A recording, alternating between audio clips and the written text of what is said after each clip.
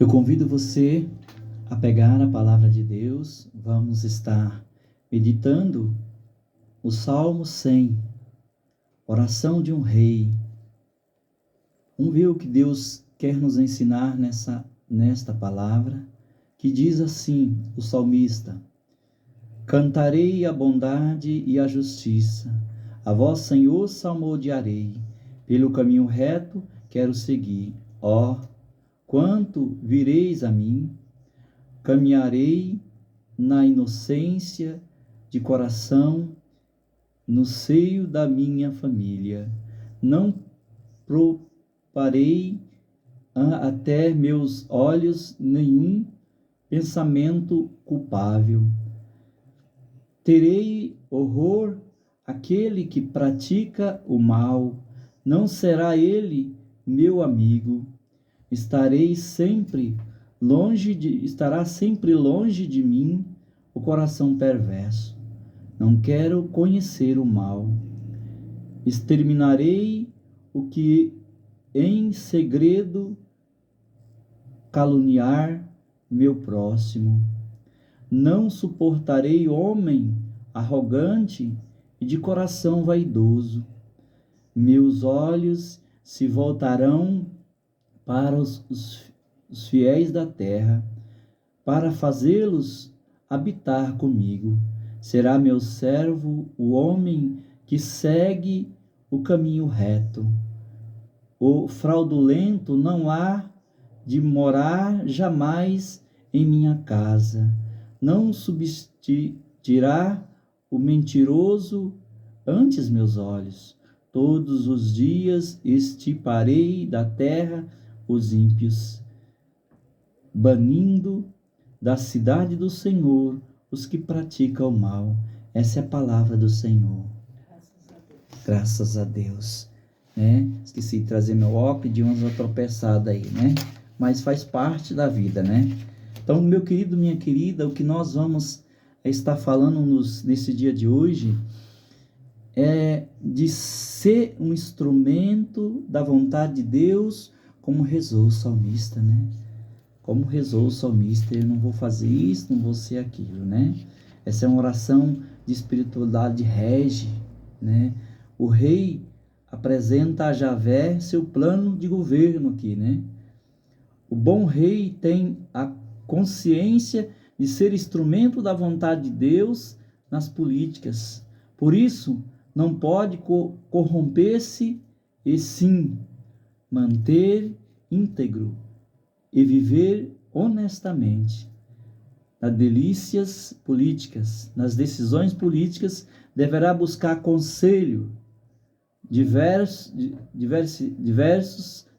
leis honestos, fazendo calar a voz dos corruptos e malfeitores.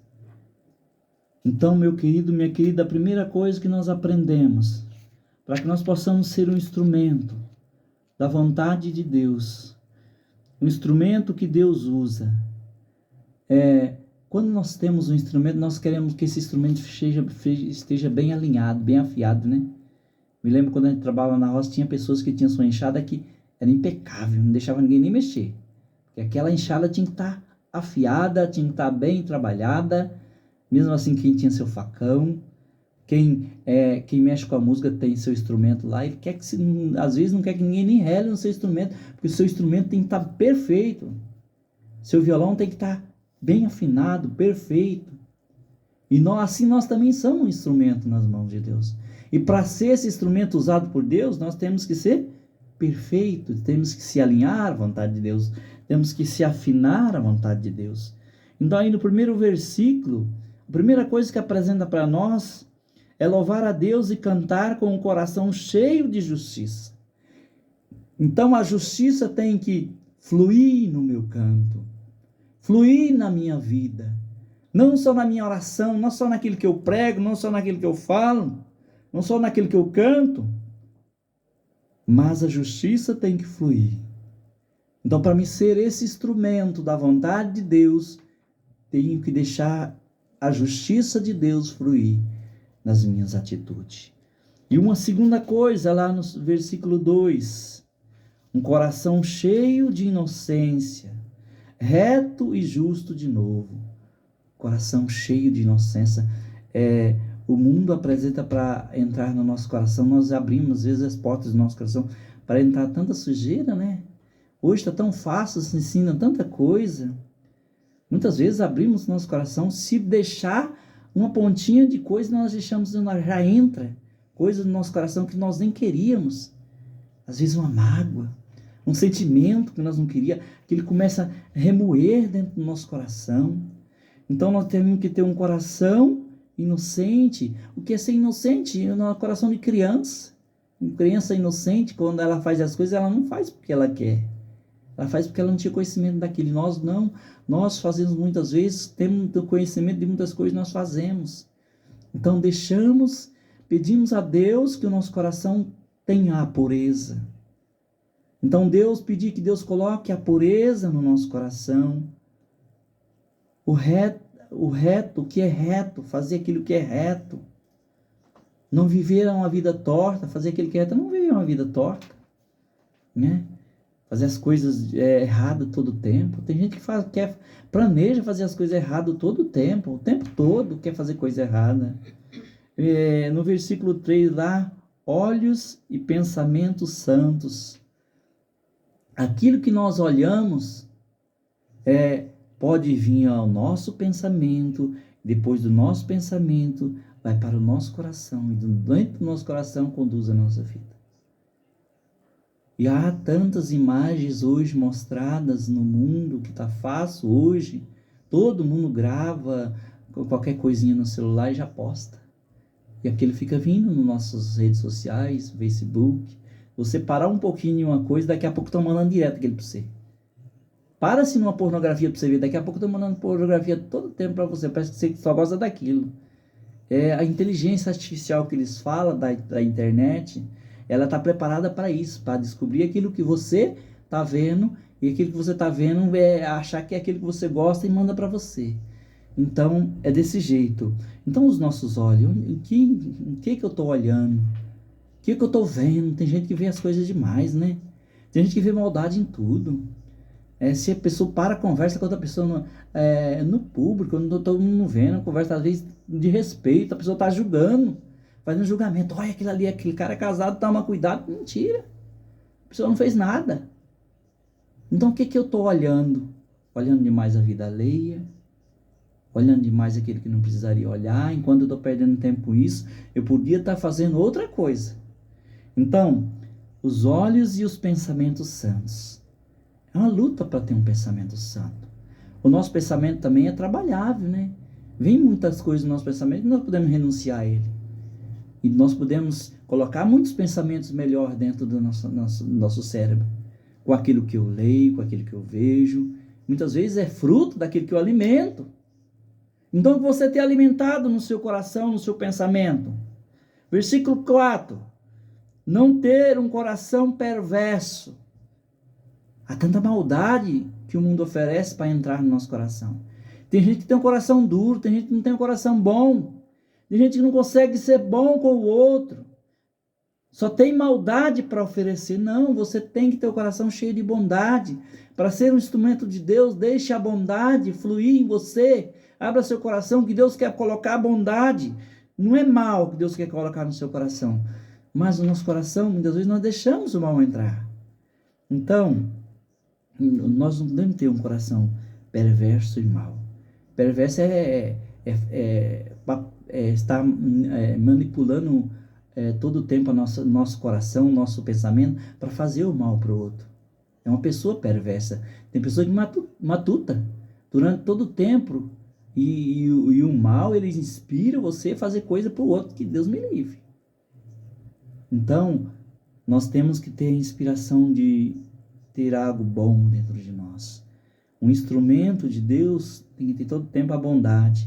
Lá no versículo 6, nós vemos também, não caluniar, não ser uma pessoa arrogante, não ter um coração vaidoso. Olha quantas coisas está pedindo, o salmista está rezando. Nós temos que renunciar. Nós não podemos caluniar, nós não podemos ser arrogante. pessoa arrogante que se acha melhor do que o outro, não ser as coisas por vaidade, querer aplauso, querer estrelismo, querer aparecer. Para que isso? Isso não leva a nada. Não leva a nada você que quem manda sou eu, e já, porque você é chefe no setor, você já maltrata todo mundo. Não pode ser assim. Arrogância. Versículo 6. Ser aquele que segue o caminho reto. Busca um caminho reto. Jesus veio e mostrou o caminho da salvação. Basta você buscar o caminho reto. Então esse caminho tem que estar trilhando o tempo todo, como dizíamos aqui. A salvação não é assim, eu já estou salvo, eu aceitei Jesus, já estou salvo. Não, existe uma luta de caminho. Está dizendo o salmista aqui, o caminho reto. Se eu já estou salvo, eu não preciso buscar caminho reto mais. Eu já estou no céu. Então busque a salvação, é buscar um caminho reto. Manter-se longe do fraudulento e do mentiroso. Versículo 7. Pessoa que ela é mentirosa, ela quer fraudular o outro o tempo todo, ela quer enganar o outro o tempo todo. Engana em pequenas coisas. Tem gente que até coisas que ela engana até Deus nas pequenas coisas que ela dá para Deus. Ela quer enganar. Enganamos o outro, mas não enganamos a Deus. Então, não queira fraudar o outro, não queira viver na mentira. E por último, versículo 8. Banir a maldade e o ímpio da sua vida. Já foi falado tanto de maldade, de ímpio. Devemos fugir dessas coisas. Não é desprezar o outro, mas desprezar a maldade que o outro talvez ofereça à sua vida. Você não precisa aceitar o mal que o outro traz para você.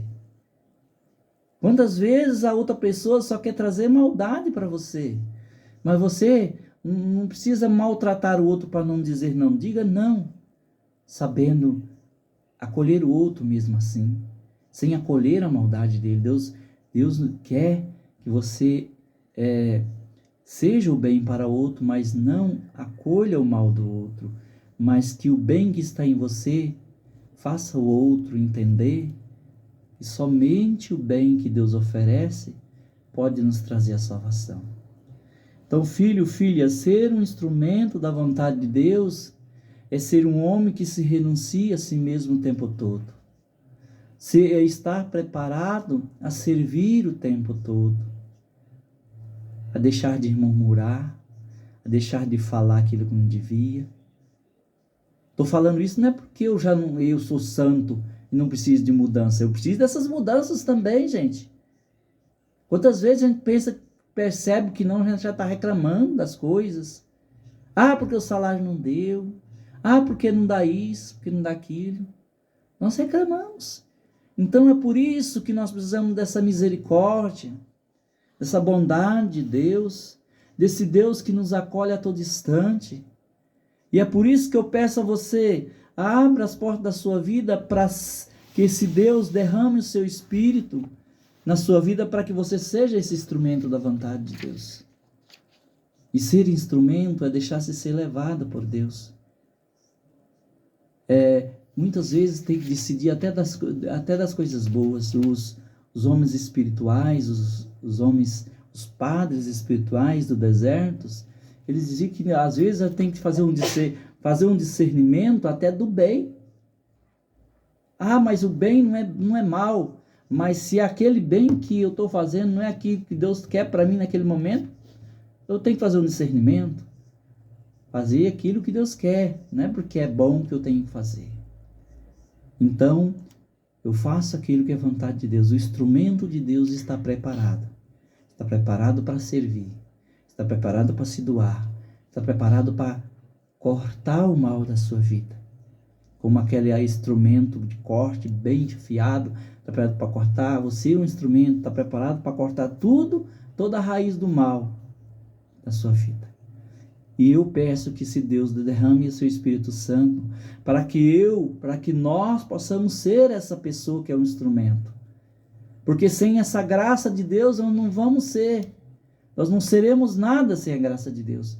Por isso, Senhor, nós pedimos nessa tarde que você venha ao encontro e derrame a sua graça, a sua bondade e o seu amor. Coisas que é só você e Deus